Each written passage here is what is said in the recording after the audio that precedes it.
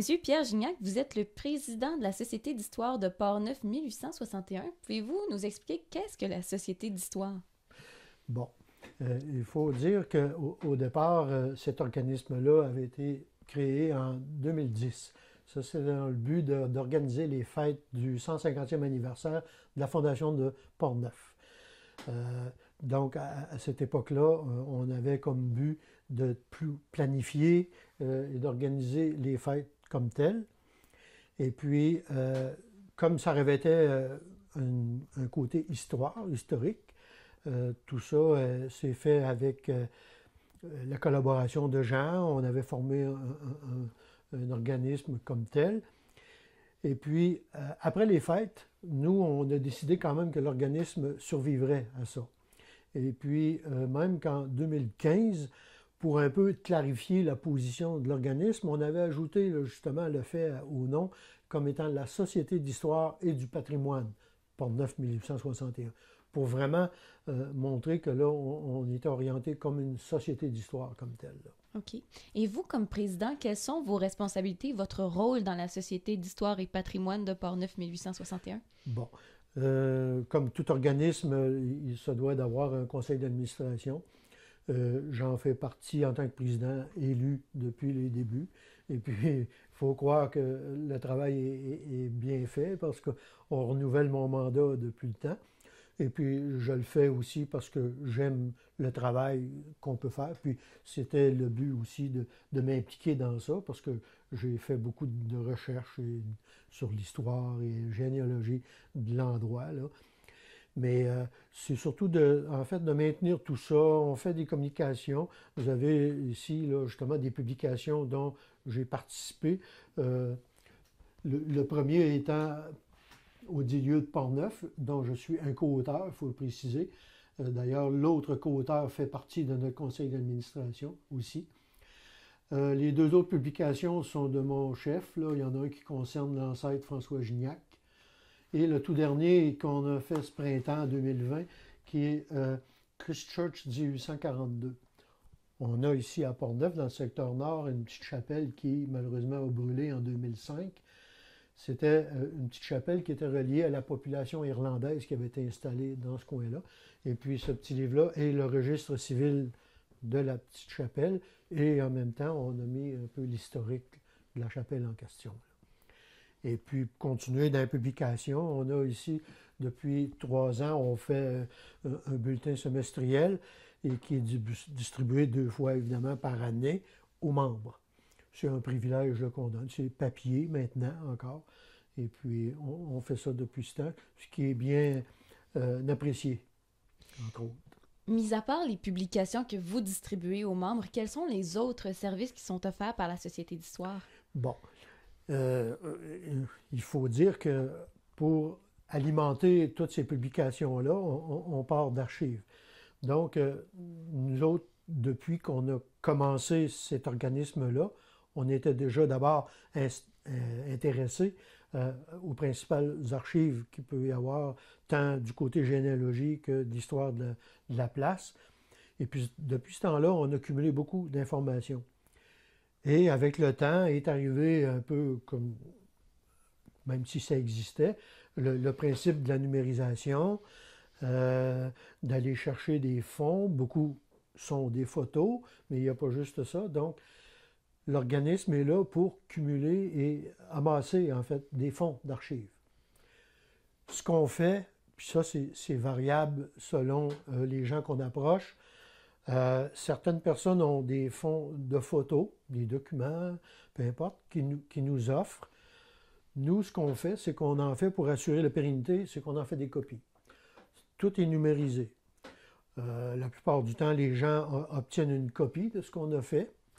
Et certaines personnes aussi nous confient les originaux. On est maintenant équipé, là, depuis peu d'ailleurs aussi.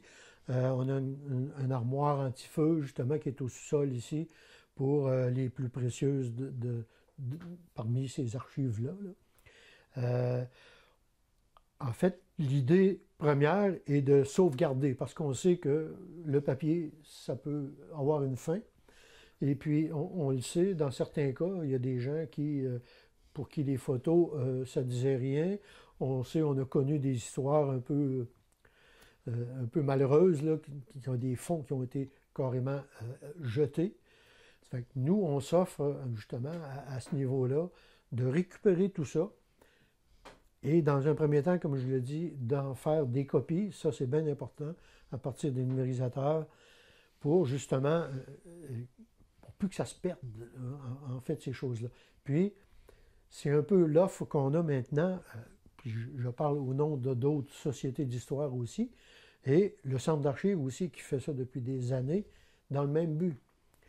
Donc, ce qu'on voudrait, en fait, c'est que les gens de Portneuf, en général, aient l'opportunité de léguer leurs archives et de ne plus les jeter, même s'ils ne savent pas quoi en faire.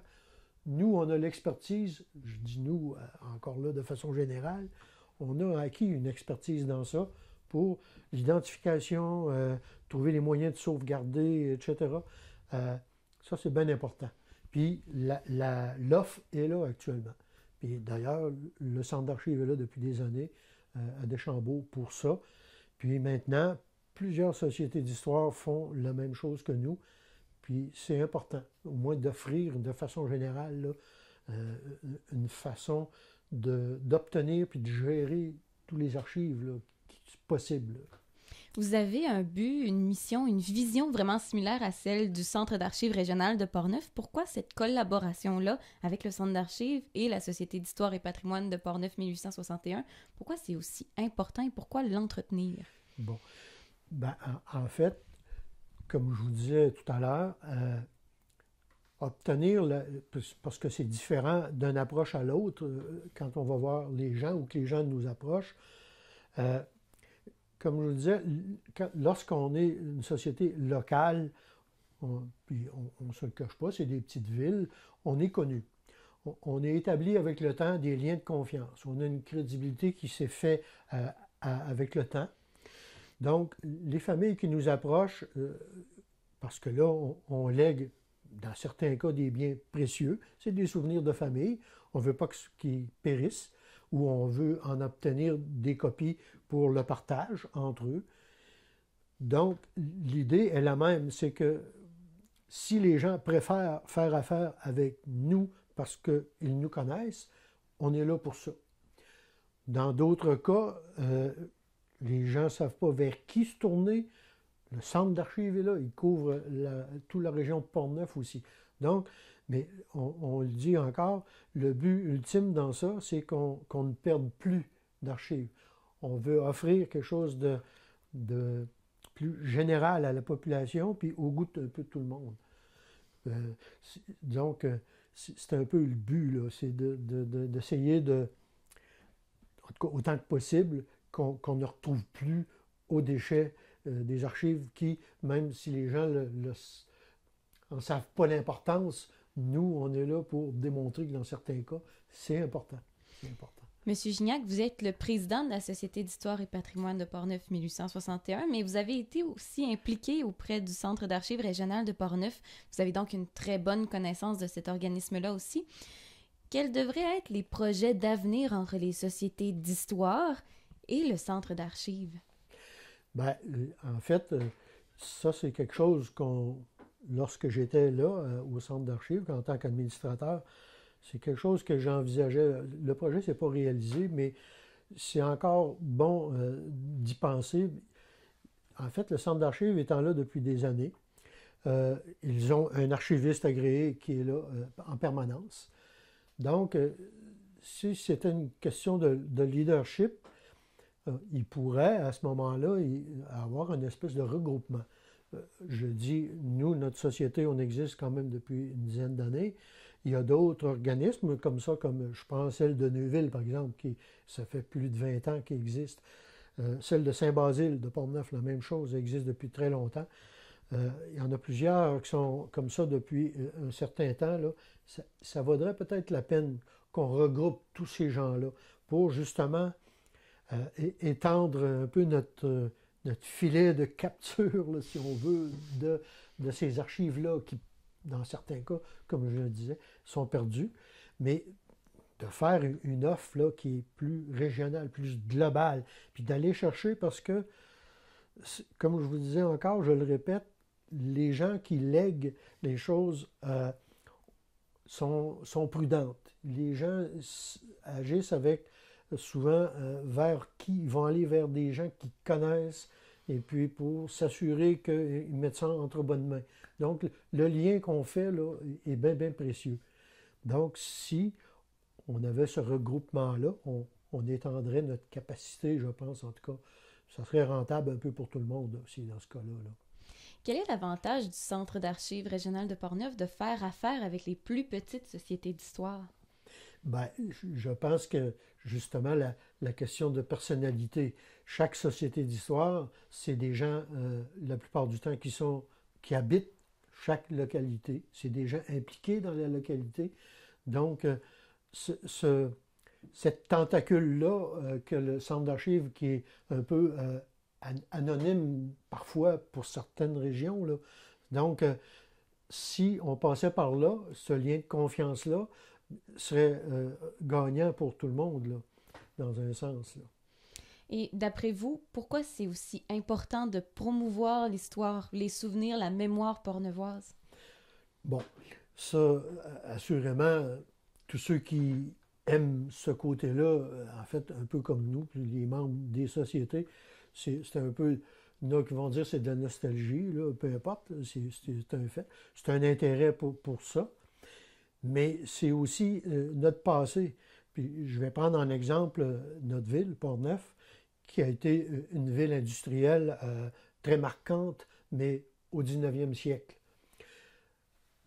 Le fait est que ces industries-là ont engagé des gens qui ont obtenu des gages qui leur assuraient un meilleur avenir pour chacun. Ils ont transformé assez souvent le patrimoine bâti. Ils ont amélioré, ils ont changé, il y a un paquet de choses. Donc, on est comme dans le lot des villes industrielles. Portneuf a été modifié amplement depuis ces années. Donc, à partir des documents ou des photos, tels qu'on le montre dans nos publications, on voit tous ces changements-là. Donc, c'est un peu ce que j'expliquais avec d'autres endroits. On fait revivre un passé qui n'est plus là. Et puis, en fait, c'est quelque chose, c'est une richesse collective, ça. Puis, il ne faut pas la perdre, en fait. Et pour terminer, qu'est-ce que vous aimeriez dire aux gens pour qu'ils commencent à s'intéresser aux archives, à la mémoire portneuvoise, pour qu'ils développent peut-être une passion ou un intérêt, du moins, pour tout ça, de la part de quelqu'un qui baigne là-dedans depuis longtemps? Ouais. Ben, je vous dirais que beaucoup de gens ont des documents. On prend en exemple les photos, c'est ce qui est en majorité question. Les gens ont ça, ils se demandent à voir quelle importance ça peut avoir. Est-ce que c'est valable? Mais moi, je leur dis, il n'y a rien à perdre de consulter. Allez voir soit le centre d'archives, allez voir vos sociétés locales. Ils vont vous le dire qu'est-ce qu'il y en est. Et puis, la majorité du temps, puis d'ailleurs, c'est un peu comme dans notre cas, je vous dirais qu'on a obtenu des fonds d'archives, mais si je vous disais que, pour prendre un terme bien, bien technique, là, on a actuellement au-delà de 40 gigs de photos en documents pris actuellement. Puis on n'a pas tous on n'a pas tous ces fonds-là ici, mais c'est des fonds qu'on a reproduits. Donc, on en a quand même une bonne quantité. Ça fait que c'est pour montrer l'importance de ça. Fait que ceux qui ne savent pas quoi faire avec ça, consultez. Ça vaut la peine. Et puis, n'hésitez pas, faites comme ceux qui viennent nous voir. On prend, on fait des copies, on remet le tout entre les gens. Les gens, il y en a même qui sont déjà venus avec leurs photos pour repartir avec. On est souple dans les façons de faire, là. Mais c'est de rassurer tout le monde dans tout ça, là, qu'il n'y a rien qui se perd, mais du moins, très important, en faire des copies pour assurer que ça survive, tout ça. Monsieur Pierre Gignac, président de la Société d'histoire et patrimoine de Portneuf 1861, merci beaucoup. Ça fait plaisir.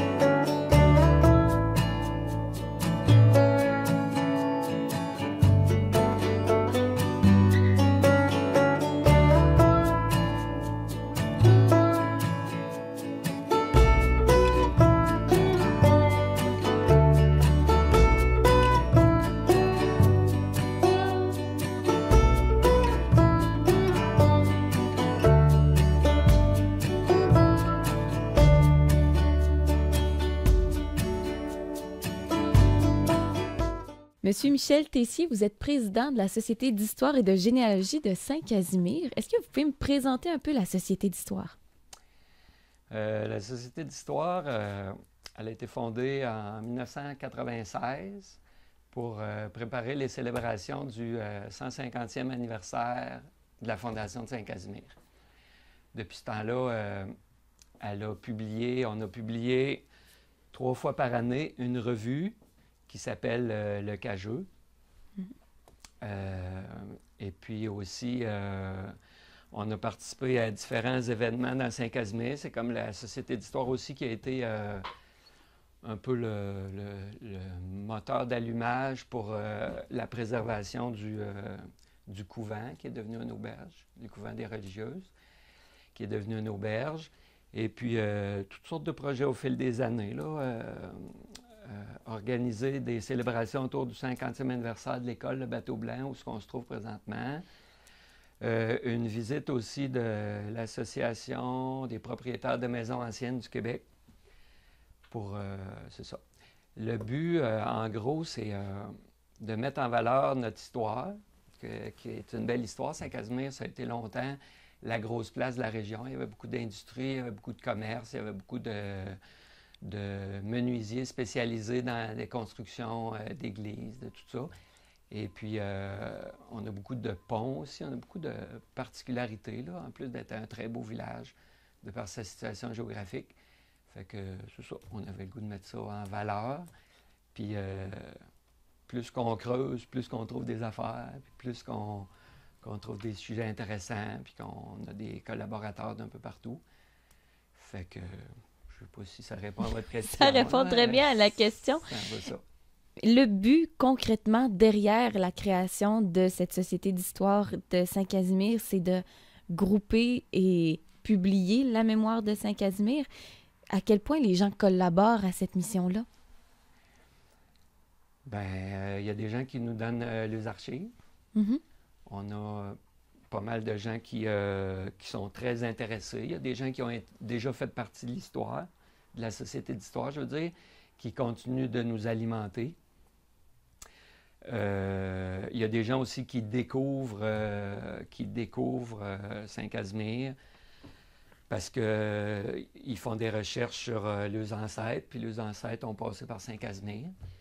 Fait qu'eux autres, souvent, ils sont intéressés. En faisant une recherche, bien, ils trouvent d'autres choses, puis ils deviennent amis avec nous autres. On développe des liens. Fait que ces gens-là, ils nous aident. Au fil des années, on a eu plusieurs collaborateurs. Des fois, c'est des gens qui veulent nous aider à mettre en lumière ce que leurs ancêtres ont fait.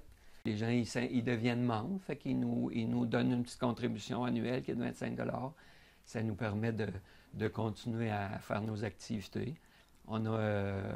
Ça roule autour de 140, 150 membres. Ah, quand même! Fait qu'il y en a qui décèdent, il y en a qui arrêtent d'être membres, il y en a qui l'oublient, là, des fois on le rappelle. Fait que il y a un petit travail de logistique. Mais on peut dire qu'en gros, aussi on avait été consulté pour la toponymie, parce qu'il ouvrait une nouvelle rue, puis il voulait savoir qu'on lui donne des idées pour avoir des noms de lieux en lien avec l'histoire. Ça ne s'était pas nécessairement concrétisé, mais on avait fait un peu de travaux là-dessus.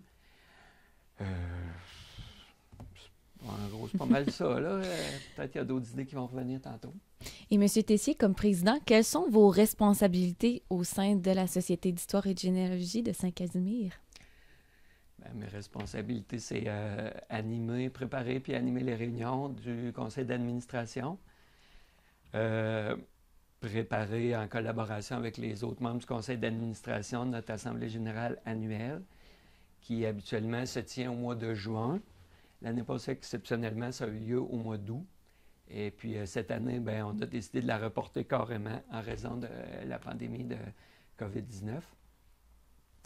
Et puis, dernièrement, là, pour susciter la participation des membres, on a décidé qu'à chaque année, on organisait une conférence d'un historien ou une année, ça a été le lancement de notre site web, faire connaître notre site web. faire connaître aussi le salon de généalogie qui s'est annexé au fil des années. Là. On a commencé ça autour de 2014, si je ne me trompe pas. C'est ça, non? OK. 2016. Merci, Angélique. Puis, en gros, mon rôle, c'est comme être facilitateur. Moi, je ne suis pas tant que ça impliqué dans la publication des cageux. Je donne mon coup de main, je donne mon opinion quand je peux. Puis, le centre de généalogie, c'est pareil, là. Je ne suis pas tellement ferré en généalogie, mais je suis bien intéressé, toute l'histoire, la politique, toutes ces choses-là. Je trouve ça très intéressant. Puis, je trouve que c'est une belle activité. Puis, ça rejoint finalement beaucoup de monde. Puis ça rejoint aussi le culturel de Saint-Casimir. Comme il y a des jeunes qui s'installent à Saint-Casimir, bien, c'est tout le temps un plaisir de leur présenter la maison qu'ils ont achetée, l'histoire de cette maison-là. Ou dernièrement, il y a des gens qui ont repris, qui louent le presbytère. Fait qu'on a plein d'archives qu'on veut. On a des projets avec eux autres là, de mettre ça en valeur. Puis c'est plus des projets spéciaux. Là. Comme quand on a fait des panneaux, ben, c'était plus moi qui pilotais ce dossier-là. Là. Ben, essayer d'aller chercher du financement. La Société d'histoire a énormément de projets, mais concrètement, une personne qui s'intéresse à la Société d'histoire, quel service elle peut obtenir de vous, de la Société d'histoire? En gros, c'est la publication Le Cageux, Mm-hmm. qui donne accès à toutes sortes d'histoires. Ça, c'est notre dernière publication. Le principal article qui porte sur une famille de Syriens, d'Arméniens qui vivaient en Turquie, qui se sont amenés au Québec quand il y a eu le génocide autour des années 1920. Et puis, ça raconte leur histoire. Puis, en racontant leur histoire, bien, ça raconte un peu l'histoire de la guerre, puis de tout ça qui se passait. Puis l'autre article, il y a des photos à la fin, c'est sur les compagnies ferroviaires qui ont eu des chemins de fer, puis des ponts de chemin de fer à Saint-Casimir, puis des gares. Fait que quand quelqu'un s'intéresse à l'histoire, ben on a un site web que toutes nos 23 éditions... 23 éditions, merci, il y a le contenu qu'on peut consulter. OK. Fait que, mettons, moi, je suis un tessier, je veux savoir tout ce qu'il y a eu sur les tessiers de publier dans le Cageux. Bon, ben, je peux faire le tour de toutes les années. Les Lacaire, les Giroux, il y a eu plusieurs articles. Fait que, en gros, les services, c'est ça, là. Si vous avez besoin d'aide pour votre généalogie, si vous voulez savoir comment commencer ça, vous pouvez faire partie de la Société d'histoire ou juste du Salon de généalogie, ce qui est un peu moins cher. Vous pouvez venir consulter les archives, vous pouvez amener vos enfants, leur montrer ça, qu'on a l'histoire de Saint-Casimir, de Saint-Uribe, de Saint-Alban, tous les livres qui ont été publiés sur l'histoire des villages. Quand on avait acheté quand on avait acquéri les archives des Sœurs à Pont-Rouge, là, les Sœurs de la Charité, Mm-hmm. ils s'étaient défaits de le centre d'archives. Fait qu'on avait recueilli la documentation. Ce que vous voyez ici, là, ça appartenait pas mal en grosse partie aux Sœurs de la Charité. Fait que les gens, ça constitue, il y a beaucoup de livres sur l'histoire de toutes sortes de villages je pense que ça va de Causapscal jusqu'à Trois-Rivières à peu près. OK. Ils s'étaient concentrés sur le nom m'échappe, là, comment on dit ça, le livre, les monographies. Vous avez Ça, des services, vous avez une mission qui sont vraiment similaires à celle du Centre d'archives régional de Portneuf. Avez-vous une collaboration avec ce centre d'archives-là? Ah oui, on a toutes nos publications, tous nos projets. On va tout le temps faire un tour, voir s'il n'y aurait pas quelque chose qu'on n'a pas ou qu'on a oublié.